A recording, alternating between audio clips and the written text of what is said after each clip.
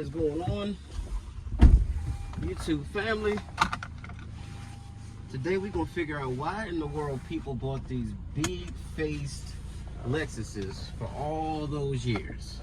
This is a 2021 RX350. The reason I say big face is because it has that stupid massive spindle grille that Lexus has sort of made their trademark. Never was a fan of that. So I'm trying to figure out, because it can't be how it looks. I'm trying to figure out what it is that makes people gravitate towards this vehicle. It is the best-selling vehicle in its segment, so there's got to be a reason besides reliability, longevity, cost of ownership. Is there anything, owners out there, I'm asking you guys, is there anything about this vehicle that sparks any sort of emotion or any sort of feel or anything like that? We can already find out. Like I said, I've never driven one before of this generation, so I'm gonna try to be fair, but we'll see what I come away with. Already I can tell you, in comparison to an MDX, which is what this vehicle competes with, technically it will be the RX350L, because the RX350 doesn't come standard with third row. I can tell you already, it's, I don't know, just the feel is different. So this steering at low speeds, when I was maneuvering through that sort of parking lot situation, I could feel the heft, and now that we're moving, it's a lot lighter. So obviously it has, you know, variable speed steering. Why are you telling me that my seatbelt is off? It's literally, I am so confused. There's nobody else here. Well, there's no one else here. What is your problem? Okay, we're gonna have to pull over and figure out if there's something in the seat that has it thinking that it's okie dokie. What is your problem? Seriously, what is the issue? I mean, I know you said seatbelt. You don't have a seatbelt monitor on these so that I can see what system, which seat is bothering you. There's no one in here, right? There's not a ghost or something. All right, we're gonna try this again. Seatbelt on. Is the light still on? Let's try the passenger seatbelt. Would you like me to? It's the passenger? What? There's no one in the seat. There's your Lexus reliability for you right there. What the hell? Oh, okie dokie.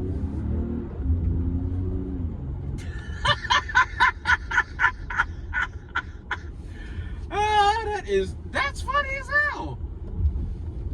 That is.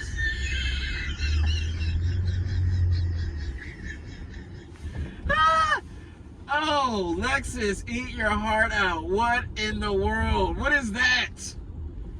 Oh, God, that is too funny. Okay, let me just try to refocus and get back into reviewer mode. Okay, so far, the Lexus rides like I would expect it to. It's very soft. Even though this is the F Sport, it should technically have a slightly stiffer suspension, but as far as I can tell right now, if it gets any softer than this, then I wouldn't want to ride in it. Come on with your lightning, hurry up. Thank you, sir. Alright, throttle response is pretty good with this vehicle, I will say. It is the tried and true 3.5 liter V6 that Toyota was putting in everything. Now they're going to be replacing it with that 2.4 turbo. Not really excited about that, but okay. One thing about this vehicle, I believe it is an 8-speed, what they call direct shift, in-house design automatic from Toyota, Lexus, whatever. Not a big fan so far. So back there, my foot was probably about, I'd say about half throttle once I straightened out, and it stayed in, I guess, maybe third or fourth gear, and I was asking for more power, and it did not deliver. So Transmission is definitely not as good as the 10-speed designed by Acura. I can tell that.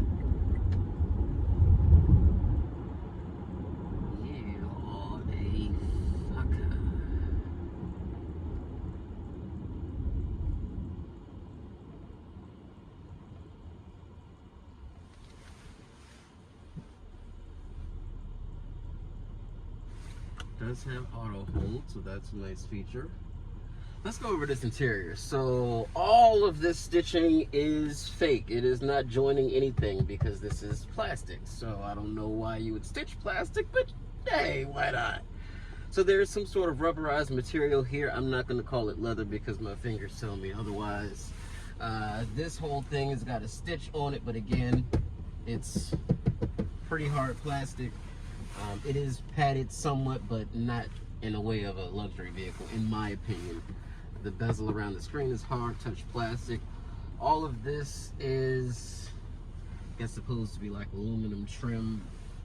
It looks real. I guess it's real, but not very high quality. It's got a wireless charger down here. Of course, you get a dual zone automatic climate control, heated and cooled seats, of course. Don't see a heated steering. Oh, does have a heated steering wheel, so that's nice. And yeah, not bad. It's just old. Like, this is a 2021, and it's just old. Like, the screen is big, but it's old. Look at the graphics. That's old. This freaking watch dial situation that you guys got going on here is played out. We're over it. Let it be something new, please.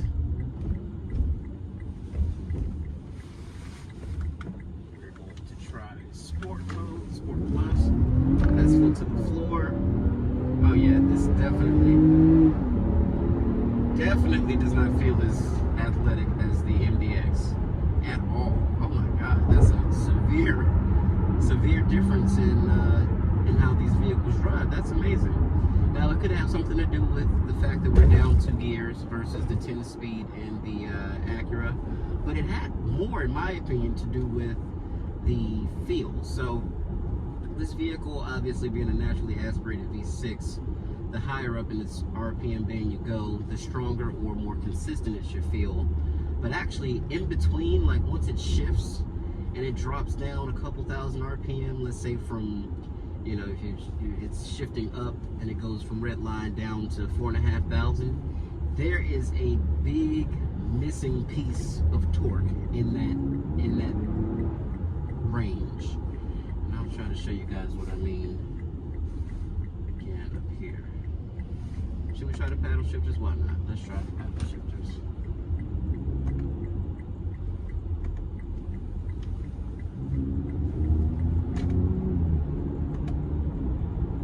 Yes, it is also not as responsive as the 10-speed by Acura.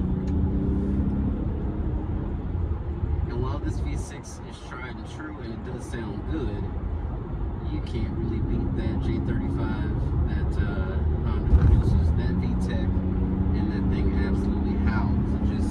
It goes. So now that we've got our ghost friend over here strapped in, seatbelt monitors gone off, we're good to go. Another thing that I prefer in the Acura MDX over this vehicle is going to be the brake pedal. The brake feel is a lot better in the Acura than it is in this. And this is honestly, this is pretty slow. I really don't want to use the word slow, but this is a pretty slow vehicle. It takes off all right, but once it starts shifting, it really sort of falls down, in my opinion. It's also not as isolated in here as it is in an MDX. I'm noticing a little bit more wind noise. Not much. It's not severely like louder or anything like that, but you can tell that Acura is just a little bit more insulated. So, and then the other thing that lets you know this car is old as dirt is this cruise control switch here, which is just outrageous. I mean, it's fine, it works, but it just doesn't look right in a car this new. So, transmission is trying to keep up with what I'm asking it to do, but it's just not as snappy with its responses as that 10-speed. And also with respect to handling, this is not at all an MDX.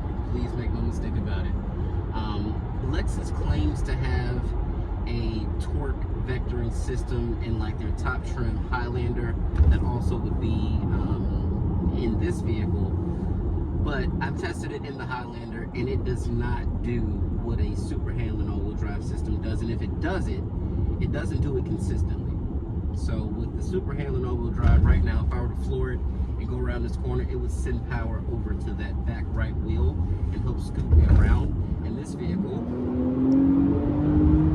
I can definitely feel that I'm being pulled more than pushed, and so I didn't feel that extra rotation coming out of that corner when I hit the accelerator. So off you go.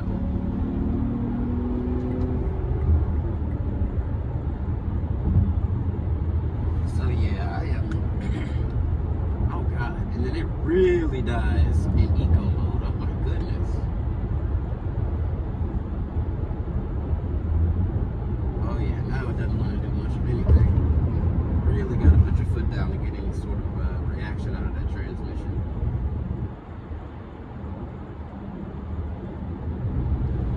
Now, if we're going to go back to reliability, cost of ownership, you know, maintenance, things like that, I can see why people buy these, but then also you could just buy an MDX because it's not like they cost significantly more or less, vice versa. So with respect to cost of ownership, filling them up with gas, things like that, they're pretty much in line with each other.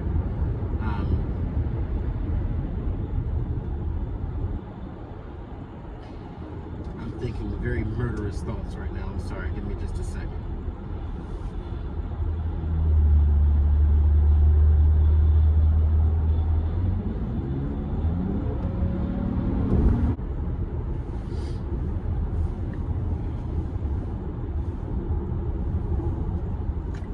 But anyway, guys, back to the Lexus.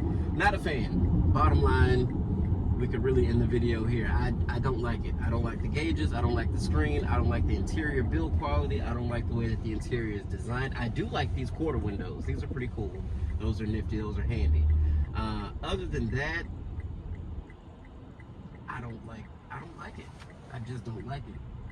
And I see what they were trying to do here with this F Sport package, but it just doesn't give you the same vibe as when you're driving the MDX. The MDX is more solid, it handles better, it accelerates better, it sounds better, it brakes better, it turns better, it just does everything better than this vehicle and the one that's pulling up next to me, which is the all-new QX60, which is a Nissan Pathfinder with a dress on.